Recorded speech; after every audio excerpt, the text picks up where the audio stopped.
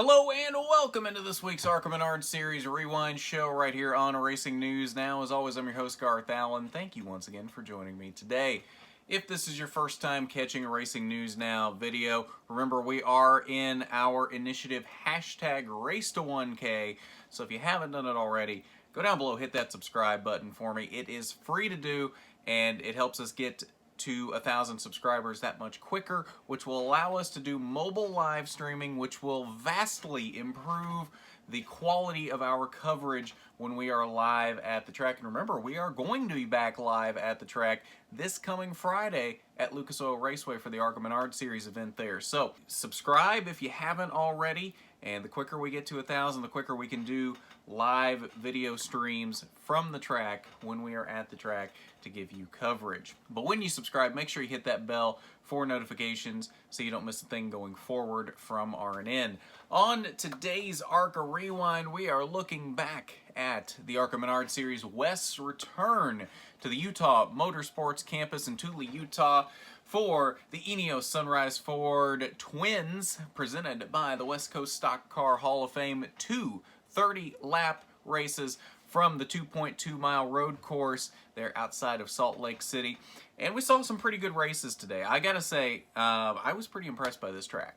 In all fairness, I had never actually seen a race from Utah. I haven't gone back and watched any of the old races. I need to now, because I did enjoy myself today. In all fairness, race number 1 I think was better than race number 2. Not a lot happening in race number 2, but overall, I think it was a good day from the Utah desert and a good way to get the ARCA Menards Series West back on track.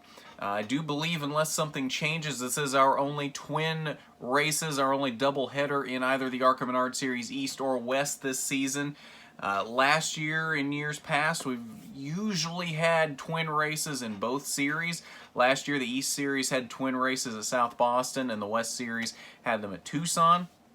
This does seem to be the only twin races this season, although I believe this only became a twin race after all the pandemic schedule restructuring. So it is possible we will see another set of twin races this season, just as we get the schedule more firmly lined out as we go forward through the rest of the year. But let's go ahead and get into this race. Like I mentioned, there was more happening in the first race. We did have a few caution flags in the first race, even went a touch into overtime in that race. We'll touch on that briefly here. The first caution came very early at lap number 6 as Takuma Koga stalled on the track. Very quickly thereafter, lap number 13, Trevor Huddleston had issues and he ran off course, and that would be the end of his day. Had to get the fire crew out there because he did spark up some flames under the car in that dry Utah grass. Everything worked out okay there. And then the final caution of the day that set up overtime, we had a bit of a green flag run there for about 10 laps before Lawless Allen had some transmission issues and went off track on lap 26. That set up an interesting rest of the day for him as he had to get out a backup car for race number 2 and actually missed the first couple laps in that race, and it wasn't even a fully decaled backup car, just a blank black car that they had taken duct tape and put the number 12 on both sides. So interesting rest of the day for Lawless Allen. Not the day he was looking for after starting on the outside pole in this first twin race. But as we mentioned, this did set up overtime. We went one lap into overtime in this race. Your lap leaders, Blaine Perkins led the first 8 laps in this race. And then Jesse Love led the final 23 laps in this race to score his first victory in the ARCA Menards Series West, but it wasn't without some competition. Blaine Perkins, although he only led those first 8 laps, did give Jesse Love a really good run for his money in this race.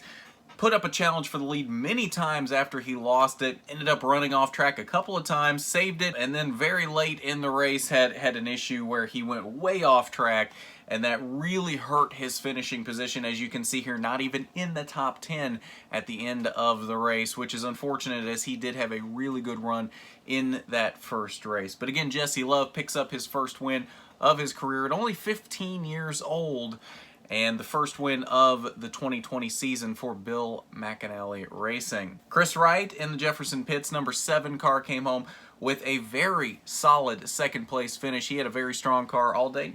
Just a touch off of the Jesse Love and Blaine Perkins cars, but he was right there with them. If they had messed up any, Chris Wright was right there to pounce on it. Gio Scelzi, in his first road racing experience, came home with a very solid third place finish in the first of the two twin races today. Taylor Gray, also in his first road racing outing, came home in the fourth position in that number 17 car for DGR Crosley. Good run for Taylor Gray. And Will Rogers, I think a lot of people's favorite in this race, faded late in this one, was running about third or fourth, right there about with Chris Wright most of the race. Faded late and ended up in the fifth position. Rest of your top 10, Todd Souza. Gracie Trotter, in her first road course experience, came home with a respectable seventh place finish. Brian Kaminsky in eighth. Holly Holland in the ninth position. And Bobby Hillis Jr. came home with a top 10 finish in 10th. Final page 11 through 14th. We see Blaine Perkins there in 11th. Last car running at the end of the race after his kerfluffle on the overtime restart. Was not able to bounce back from that as he went way off track trying to go for the lead with Jesse Love and was never able to recover. Ended up being the last car running at the end of the race. Lawless Allen, after his incident, came home in 12th. Trevor Huddleston there in 13th. And then Takuma Koga with a transmission issue on lap number 5 came home in the 14th position. Race number 2 of the Eneos Sunrise Ford Twins was a very different story. It went caution-free and was dominated by one driver. The field for this race was set in a very interesting way. I'm not sure I completely agree with this. I understand where they were coming from.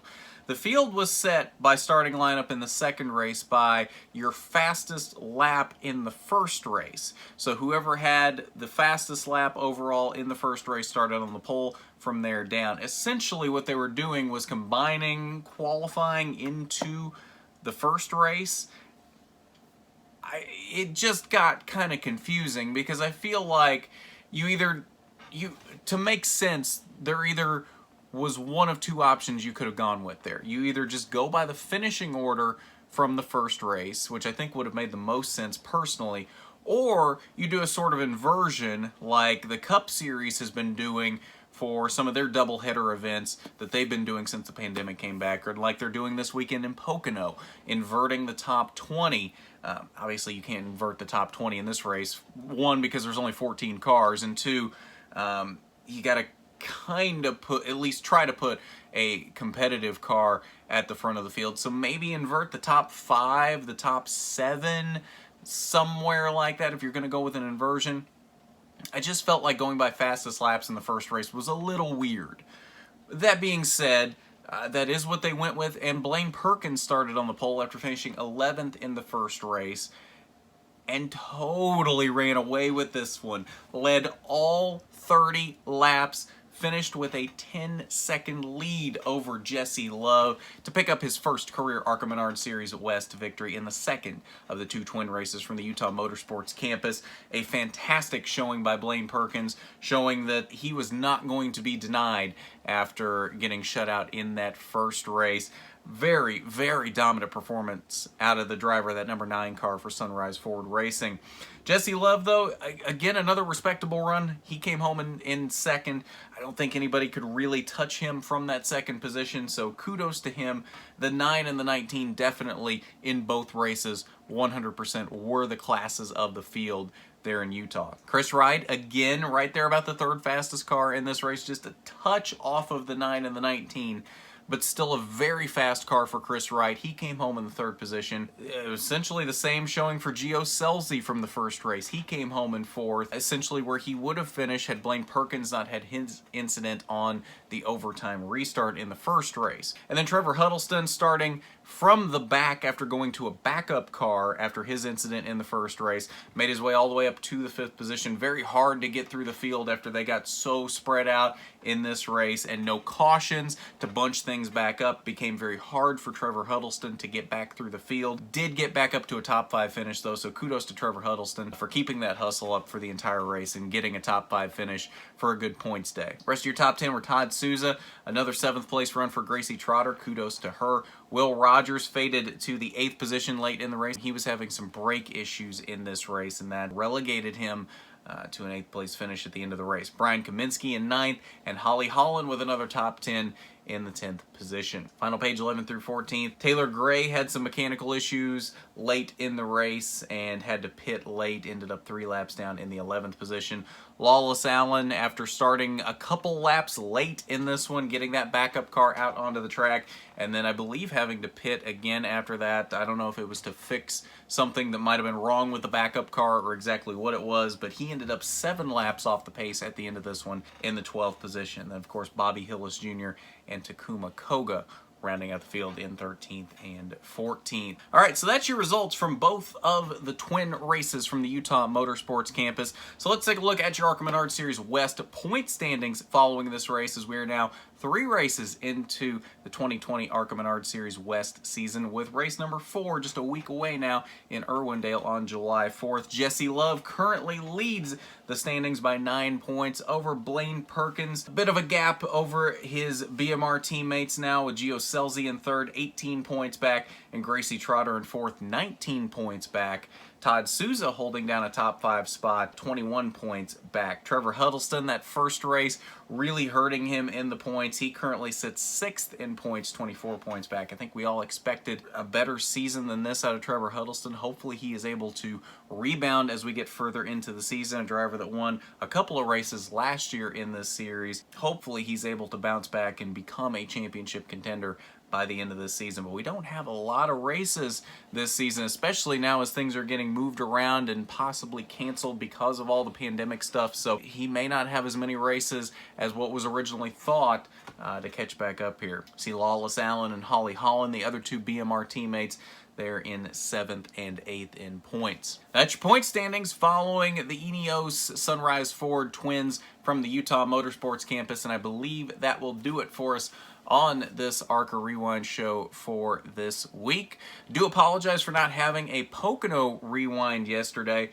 Still have not seen official point standings for the main ARCA Menards series yet, or for that matter, a caution report or a lap leader report for that race. All we had was results, and I didn't feel like I was doing you justice by only having results for that race to record that rewind show. So I do apologize for that. If you want, if there's some desire for it, I can record that once all of that info becomes available, whenever that is. If you would like that Pocono Rewind at that point, let me know down in the comments, and I'd be happy to record it for you. But at this point, I just checked right before I recorded this, and they still have not posted any of that. So I'm not sure if somebody just forgot to post that info or what exactly is the deal with that. But as of this moment, we don't have a lot of info on the main ARCA Menards series following Pocono, and that is why there was not a rewind show for that. So next ARCA Rewind will be Friday night next week for the main ARCA Menards series from Lucas Oil Raceway.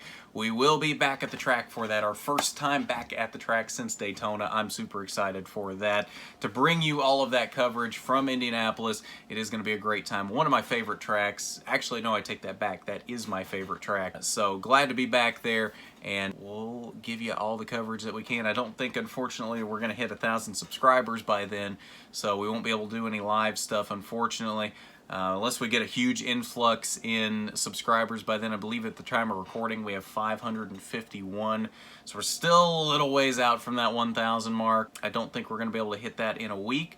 It'd be nice if we could, but I don't think it's going to happen. But if you haven't subscribed already, definitely do it so that we are able to improve that coverage when we are at the track. And then, of course, ARCA Rewind coming up Saturday night next weekend as well, July 4th. ARCA West is back in action from Irwindale that weekend, their rescheduled date for that event. So got lots of stuff on the calendar coming up for you from the ARCA Menards series, as well as everywhere else in the NASCAR and motorsports world. So like I said, if you haven't done it already, you need to go down below, hit that subscribe button, ring the bell for notifications so you don't miss a thing going forward from RNN. While you're down there, why don't you hit that big thumbs up button for me if you like the video. It is much appreciated when you do. But at that, this has been the ARCA Menards Series Rewind Show. I'm Garth Allen for Racing News Now.